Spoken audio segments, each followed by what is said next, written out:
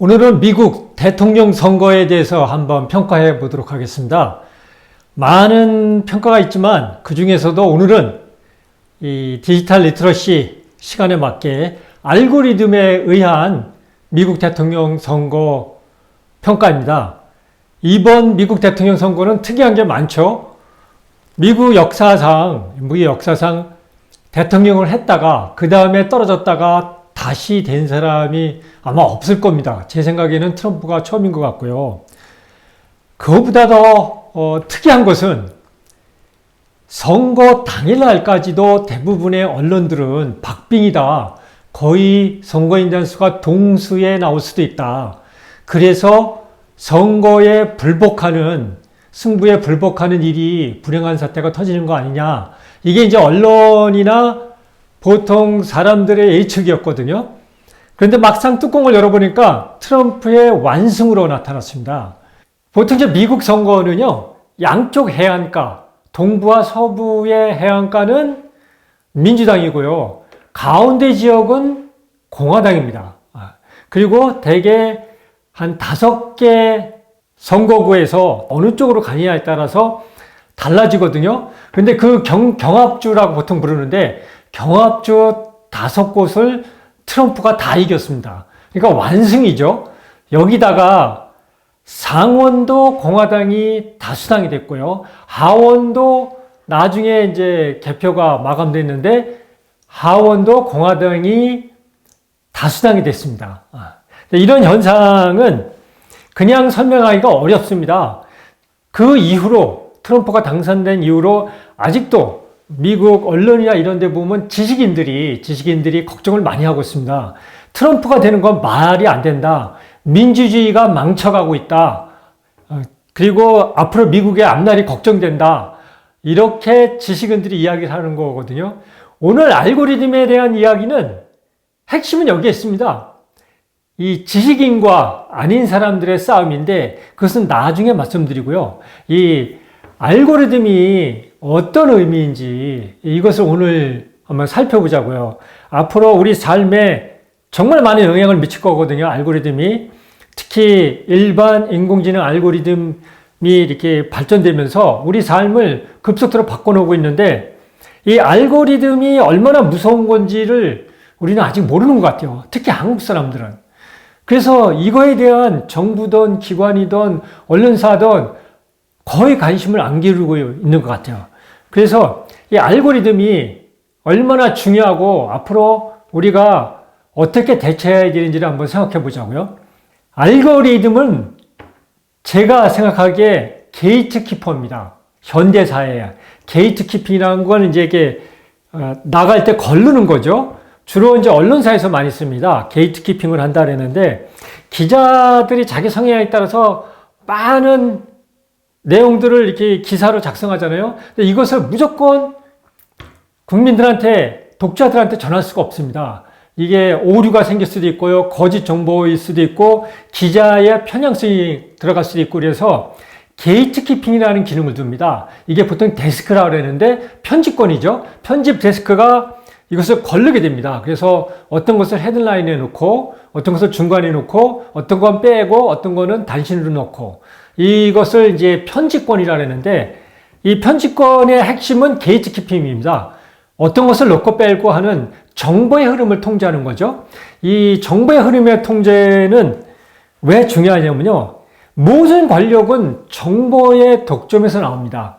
정보를 누가 다루고 누가 그 권리를 갖고 있느냐에 따라서 이 권력이 생기죠. 원래 고대 국가는 종교 국가잖아요. 신성 국가. 그래서 모든 정부는 교회가 통제를 했습니다. 그래서 교황이 가장 큰 권력이었죠. 그래서 오랫동안 몇백 년 동안 교회가 모든 권력을 장악했던 겁니다. 그래서 유럽의 역사를 보면은 교황이 왕을 승인해주고 그러죠. 그만큼 교황의 권력은 막강했거든요. 이것은 다 교회가 정보를 독점해서 그렇습니다. 특히 교회의 정보는 성경이죠. 성경책이 그 정보의 핵심이고 이 성경책을 일반인들은 읽을 수가 없습니다.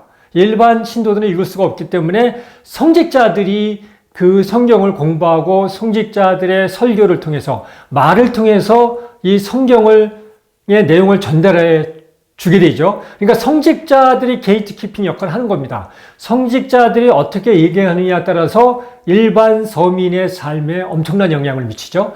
이 정보의 통제, 게이트키핑은 이렇게 우리 삶을 완전히 바꿀 수 있는 엄청난 힘을 갖고 있습니다.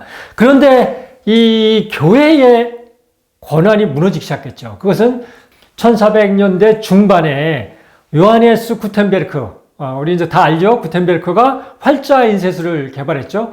그러면서 성경을 이전에는 필사본이었는데 많이 찍어낼 수 있게 된 거예요. 그래서 성직자만 성경을 읽었는데 이제는 일반 지식인들도 성경을 읽게 돼요. 그러니까 성직자의 대표적으로 로마 교황의 권한이 무너지기 시작한 거예요. 그래서 종교개혁이 나오기 시작한 겁니다. 그러면서 현대사회로 넘어가기 시작했죠. 이 활자 인쇄술은 프리드리히 퀘니그가 1800년대 초에 전기기관 인쇄술을 만들어냅니다. 이것은 그러니까 자동 인쇄술이죠. 전기기관으로 돌리니까. 그래서 1시간에 뭐 몇천 장씩 찍어내는 기술을 내거든요. 그런데 프리드리히 퀘니그는 독일 사람인데 독일에서 이게 마땅치 않으니까 그 산업혁명이 먼저 일어나고 있는 영국으로 넘어갑니다. 그래서 거기서 특허를 내고 이 인쇄술을 내주기 시작했죠. 이 퀘니그의 전기기관 인쇄술은 무슨 의미가 있냐면 그 이전에 지식인들만 갖고 있던 정보의 수준력이 대중한테 넘어가기 시작하는 겁니다. 그러니까 이 전기기관 인쇄술의 발달로 대중서적을 만들기 시작했어요. 그것의 첫 번째 베스트셀러가 우리가 다 잘 알고 있는 한 번쯤 읽어봤을, 고등학교 때 한 번쯤은 읽어봤을 제인 오스틴의 오만과 편견입니다. 오만과 편견은 정말 거작이죠.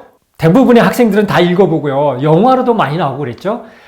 이 오만과 편견이 1813년에 나옵니다.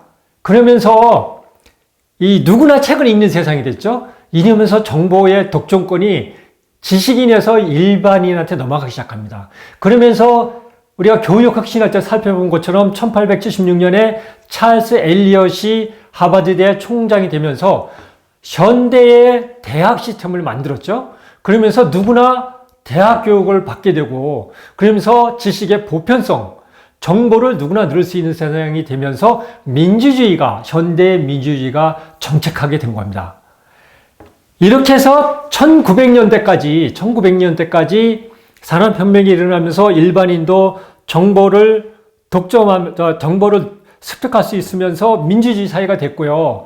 이것이 인터넷이 나오면서 또 뒤집어지기 시작합니다. 1990년대부터 인터넷이 나오기 시작하죠. 이때는 웹 1.0 시대라고 그랬는데요. 주로 인터넷에서 정보를 습득하는 거죠. 그렇다 보니까 누구나 그전에는 주로 지식인 위주로 정보를 습득했는데 일반인 누구나 인터넷만 연결하면은 정보를 습득할 수 있게 된 거예요. 그래서 그 전에 중앙 집중적으로 그리고 어떤 기관이 일관된 이 방향을 갖고 게이트키핑 하던 시스템이 무너지기 시작한 거예요. 그것이 첫 번째 무너지기 시작한 게 신문사죠. 그 이전에 가장 여론 형성에 주도적 역할을 했던 신문사들이 98년에 네이버가 생기면서 무너지기 시작했죠. 그러면서 아직도 언론사들은 존재하지만 그때부터 이 언론사들의 게이트키핑, 정보 통제 기능은 급속도로 무너져서 지금은 사실은 큰 영향이 없습니다. 없는데 아직도 싸우고 있죠.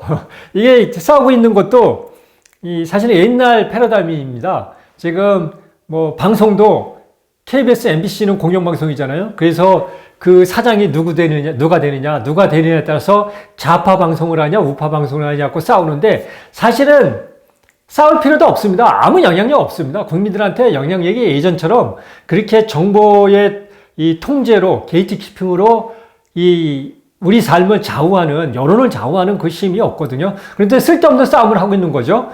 그것이 웹 2.0 시대, 1990년대, 90년대 인터넷이 퍼지면서 엘리트 지식인한테 집중되어 있던 정보의 통제권이 일반 보통 사람들한테, 지식인들한테 넘어가기 시작한 거죠. 그런데 2000년대 넘어오면서 UGC 시대가 됐잖아요. 유저 제너레이티드 컨텐트 시대. 그러니까 예전에는 신문사가 만든 것만 봤지만, 방송사가 만든 것만 봤지만, 유저들이, 이용자들이 직접 콘텐츠를 만드는 시대가 됐죠. 블로그를 쓰고요. 그죠? 블로그, SNS 이런 시대가 됐죠. 이것을 웹 2.0 시대라고 그러잖아요. 여기서는 저술업의 권리가 무너진 거예요. 이 표현의 권리가 이 작가, 기자, 이 일부 지식인들한테 있던 것이 일반인들도 할 수 있는, 그러니까 정보를 습득하는 것뿐만 아니라 이 정보를 얻어서 그것으로 나를 표현할 수 있는 자기 표현의 시대가 된 거예요. 이러면서 훨씬 더 그것이 이 집중화된 정보 통제력이 무너지기 시작했죠. 그래서 마침거리는 이것을 대중의 혁명이라고 부릅니다. 대중의 혁명. 그러면서 나타난 것이 이제 2011년에 아랍의 봄, 그리고 월가를 점령하라. 이런 운동이 일어났잖아요. 이것은 그 이전에 정치 세력이나 중앙 세력이 주도한 것이 아닙니다. 이 유저들이, 일반인들이 SNS를 통해서 정보를 주고받고 거기에 자기들이 글을 올리면서 이런 대규모 군중 운동이 가능했던 거거든요. 그만큼 이렇게 언론 통제, 게이트키핑의 기능은 정말 막강한 영향을 끼치는데 이것이 인터넷이 나오면서 무너지기 시작하고 변화하기 시작한 거죠. 그래서 포스트 저널리즘으로 유명한 저술가 안드레이 미르는 이것을 구언론과 새로운 세력의 싸움이다. 기존 세력과 새로운 세력의 싸움이다. 그래서 기존 언론을 곰에 비유합니다. 곰 막강하죠. 그런데 새로운 세력은 꿀벌 집단에 비교합니다. 꿀벌은 곰과 한 마리 꿀이 대결해봐야 이건 게임이 안 되죠. 게임이 안 되는데 꿀벌은 집단이라는 거죠. 몇억 명, 몇십억 명까지 가죠. 이 집단에 의해서 곰이 무너지기 시작한 거죠. 그래서 이것을 이제 살펴봐야 돼요. 이 곰이 무너지기 시작했는데 미국의 트럼프가 대통령이 된 것은 이것을 상징적으로 보여주는 겁니다. 트럼프는 공화당 후보로 승리한 게 아닙니다. 이번에 공화당 사람들 중에서도요, 특히 지식인들 중에서도 트럼프는 민주주의를 망친다. 그러면서 민주당의 해리스를 지지한 사람들이 많습니다. 공화당의 전통적인 지식인 그룹, 그러니까 곰이죠. 곰의 세력들은 트럼프를 지지하지 않았습니다. 민주당의 전통적인 이 곰의 세력, 지식인층들은 지금도 트럼프가 대통령이 됐다고 민주주의 지금 망했다고 한탄을 하고 있습니다. 그런데 민주당 지지층 중에서도 이 꿀벌에 해당하는 사람들은 이번에 트럼프를 많이 지지했습니다. 그래서 트럼프가 골고루게 득점을 하면서 완승을 하게 된 겁니다. 해리스는 주로 대도시, 이 지식인들과 그리고 젊은 진보층이 집단 거주하고 있는 대도시에서 대규모 집단의 표를 얻었습니다. 근데 트럼프는 그렇게 집단의 표를 얻은 것보다는 골고루게 퍼져서 얻었습니다. 얻어서 지지를 했거든요. 이것은 뭐냐면은 곰과 꿀벌의 싸움에서 꿀벌이 이겼다는 거예요. 트럼프가 승리한 것은 꿀벌이 정치적으로도 승리했다는 것을 보여준 겁니다. 그래서 이것은 2010년대부터 이렇게 웹 2.0 시대, 소셜미디어 시대가 되면서 양극화가 점점 더 심해지고 있잖아요. 미국, 유럽 할 거 없이 한국도 더 심하고요. 이것이 곰과 꿀벌의 집단의 대결입니다. 곰은 고학력의 전통 지식인 그룹이고요. 그리고 젊은 도시인들, 그러니까 도시인의 이미지죠. 이런 사람들이고, 나머지는 꿀벌의 집단, 이 나이가 많고 시니어 그룹과 저학력, 그리고 비도시형이고 또 비진보, 그러니까 보수뿐만 아니라 중도에 있는 비진보 세력들이 다 꿀벌의 집단의 세력입니다. 이 양쪽 세력이 2010년대부터 극한 대립을 하다가 드디어 꿀벌 집단이 승리하게 된 거죠. 그러면서 이 양극화가 점점 심화된 거예요. 그러니까 한국의 양극화하고 미국이나 유럽의 양극화는 좀 다릅니다.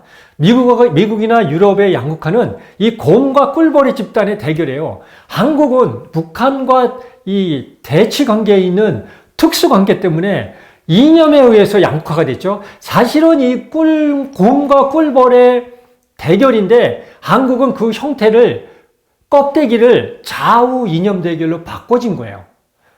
그렇게 바꿔진 거지만 하여튼 이런 정보의 통제권, 게이트키핑권이 무너지고 일반인한테 넘어가면서 양극화는 점점 더 심화되고 있습니다. 그러니까 과도기준 현상이죠.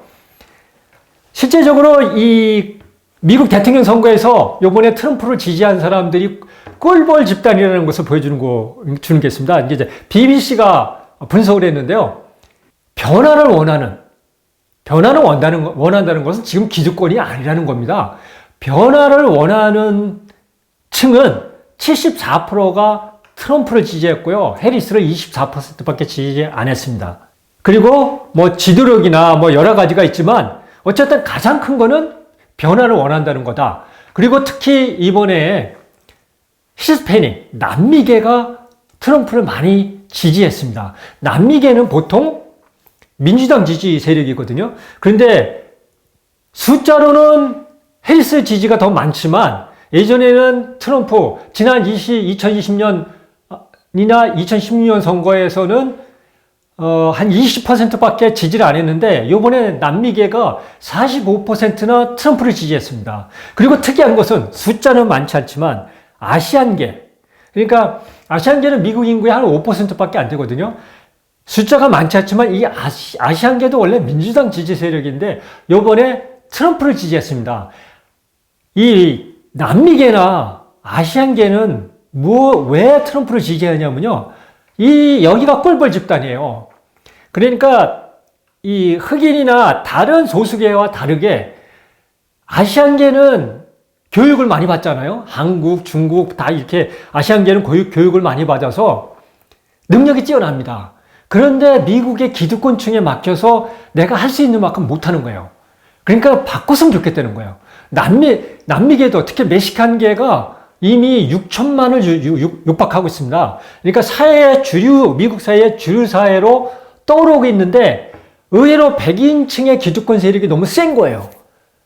그러니까 그 이전에는 자리 잡지도 어려우니까 그런 생각이 없고 그냥 어떻게든지 미국에서 살아가겠다 그랬는데 지금은 미국에서 어느 정도 자리를 잡았는데 자기들의 능력에 비해서 자기들이 사회에서 대우받는 게 적은 거죠. 그러다 보니까 남미계와 아시안계가 이 트럼프를 지지하게 된 거예요. 이런 현상을 보면은 이제 임배점에 온 것 같아요. 이 알고리즘의 시대, 누가 게이트키핑을 하느냐. 인터넷에 의해서, SNS에 의해서 정보의 이 독점권이 무너지면서 게이트키핑이 이 일부에서 독점하는 거에서 일반인 스스로한테 넘어가면서 사회가 바뀌고 있잖아요. 그런데 이 인터넷이나 SNS는 누가 게이트키핑을 합니까? 알고리즘입니다. 알고리즘이 게이트키핑을 하는 시대예요. 예전에는 신문사나 정치 세력이 게이트키핑을 했는데 지금은 알고리즘이 게이트키핑을 합니다. 이것이 웹 3.0 시대죠. 그리고 인공지능 시대로 넘어가면서 이것은 점점 더 심화되고 있습니다. 이미 우리 삶을 이 양극화도 강화시키고 있는 것도 알고리즘의 편향성 때문에 그러죠. 알고리즘의 편향성은 알고리즘이 하고 싶어서 하는 게 아니라요. 그 알고리즘을 운영하는 게 다 대기업이잖아요. 거대 대기업. 이 기업들이 자기들의 이익을 위해서 자기들한테 손님을 머물게 하기 위해서 계속 편향적으로 추천을 하고 그렇게 만들어버리잖아요. 그래서 이게 알고리즘이 편향성을 더 강화시키고 그런데 문제는 이번 대통령 선거를 보면서 이 새로운 거대 디지털 기업들과 이 사람들이 알고리즘으로 권력을 쥐어잡고요. 거기다가 정치 귀족과 이 힘을 합쳤잖아요. 이것은 양극화를 더 극대화시키는 거예요. 이번에 일론 머스크는 돈도 거의 뭐 2,500억이 넘는 돈을 트럼프한테 쏟아 부었고요. 본인이 직접 선거 운동을 나서면서 직접 개입을 했습니다. 이런 경우는 거의 없었거든요. 돈은 후원을 해도 자기가 직접 뛰는 경우는 없었는데 뛰고 있었고요. 실리콘밸리의 가장 큰 투자자인 피터 틸하고 안드레슨이 트럼프를 지지했습니다. 그러니까 새로운 디지털 거대 기업들이 트럼프의 이 알고리즘의 벌꿀에 이 꿀벌 집단의 지지를 받고 있는 새로운 정치 세력과 이 거대 디지털 기업들이 결합을 하게 된 거죠. 이것은 어디에서 나타나면 언론에서 나타났습니다. 요번에 뉴욕타임즈나 이런 언론들은 다 해리스를 지지했습니다. 지지하는 이유가 우리하고 달라서요. 우리는 민주당 지지에, 공화당 지지해가 아닙니다. 트럼프가 이미 법원에서 유죄 판결을 받았고요. 그리고 거짓을 매일 얘기해서 사람들을 선동하고, 그리고 막 양극화를 시키고, 이렇게 하니까 트럼프가 당선되면 민주주의가 위험하다. 그래서 우리는 해리스를 지지한다. 이렇게 했는데, 워싱턴 포스트나 LA 타임즈가 지지를 처리했습니다.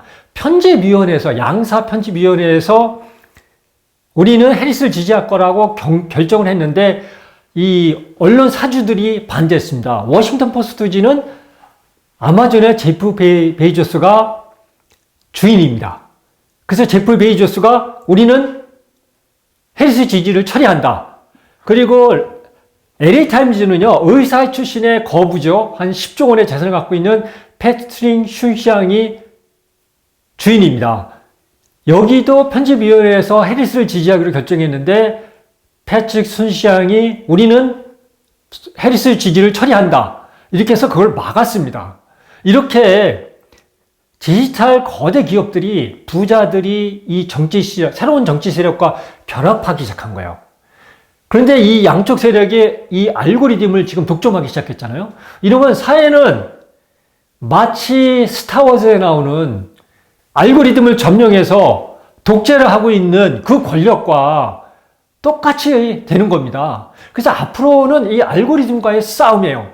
그래서 유럽은 이미 몇 년 전부터 이 알고리즘과 싸움을 시작했고요. 미국도 이제 이런 조짐이 보이거든요. 그래서 얼마 전에 법원에서 이 지금 구글의 독점권 갖고 지금 계속 법정 투쟁을 하고 있거든요. 그래서 법무장관이 구글 보고 크롬, 웹브라우저 크롬을 팔아라. 너네가 너무 독점을 하고 있다. 이렇게 계속 이 거대 기업들을 견제하기 시작했습니다. 문제는 한국입니다. 한국은 국회에서 매일 좌우 이념 싸움만 합니다. 우리한테 더 큰 문제는, 우리 삶을 더 크게 좌우할 것은 이 알고리즘이, 이 게이트키퍼, 막강한 게이트키퍼가 된 알고리즘이 우리 삶을 완전히 쥐락펴락할 텐데, 국회는 여기에서 아무 관심도 없고요. 아무 관심도 없고 그냥 좌우 이념 싸움만 하고 있거든요. 그래서 우리 한국도 빨리 알고리즘에 대해서, 이 알고리즘이 막강 권력이다. 이것을 어떻게 견제하고 바람직하게 발전시켜 가야 될지 연구를 하고 노력을 해야 됩니다. 그래서 오늘은 미국 대통령 선거, 트럼프가 미국 대통령에 다시 당선된 게 단순히 이 일부 불만층이 해서 되는 게 아니다.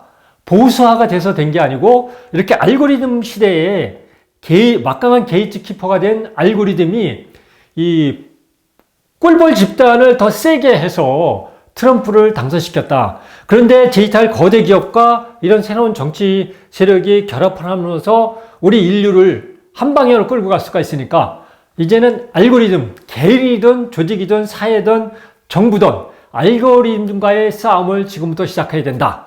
이 말씀을 드렸습니다.